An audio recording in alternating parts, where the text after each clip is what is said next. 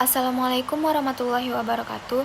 Perkenalkan, nama saya Latifah Azahra Yosefa, nomor BP 20010047. Siklus pendapatan adalah serangkaian aktivitas bisnis dan operasi pemrosesan informasi terkait yang terus-menerus dengan menyediakan barang dan jasa kepada pelanggan dan menerima kas sebagai pembayaran atas penjualan tersebut. Tujuan utama siklus pendapatan adalah menyediakan produk yang tepat untuk harga yang sesuai. Bab ini menjelaskan bagaimana sistem informasi sebuah organisasi mendukung tiap-tiap aktivitas. Sistem informasi siklus pendapatan yang pertama, seperti sebagian besar, AOE menggunakan sebuah sistem Enterprise Resource Planning. Yang kedua, margin pendapatan adalah sebuah metrik untuk mengevaluasi keseluruhan kinerja dari aktivitas siklus pendapatan. Assalamualaikum warahmatullahi wabarakatuh. Perkenalkan, nama saya Fakri Ar-Rahman dengan BP 261. Entry pesanan penjualan. Siklus pendapatan dimulai dengan menerima pesanan dari pelanggan Departemen Penjualan yang melaporkan kepada Wakil Presiden Pemasaran.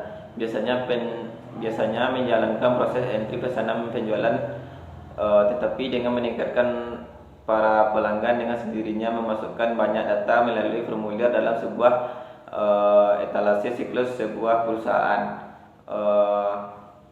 Yang pertama, mengambil pesanan pelanggan, yaitu data pesanan pelanggan dicatat dalam sebuah dokumen pesanan penjualan. Yang kedua, yaitu proses. Para pelanggan melengkapi sebuah formulir dalam situs perusahaan tersebut. Yang ketiga, ancaman dan pengendalian. Sebuah ancaman dasar selama entry pesanan penjualan adalah bahwa data penting mengenai pesanan akan hilang atau tidak akurat. Yang keempat, yaitu persetujuan kredit. Sebagian besar penjualan bisnis ke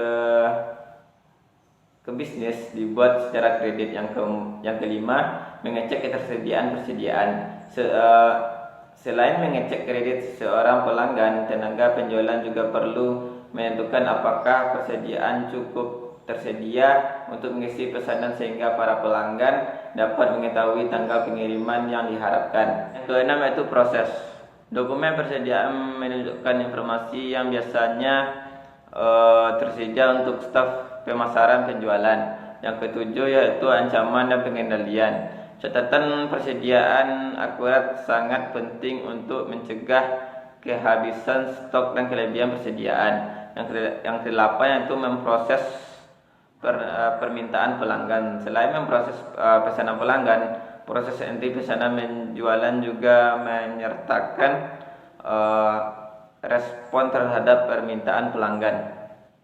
Assalamualaikum warahmatullahi wabarakatuh. Perkenalkan, nama saya Firma Firamawati, MBP 2001036. Maka selanjutnya yaitu pengiriman. Aktivitas dasar kedua dalam siklus pendapatan adalah mengisi pesanan pelanggan dan mengirimkan barang yang diminta.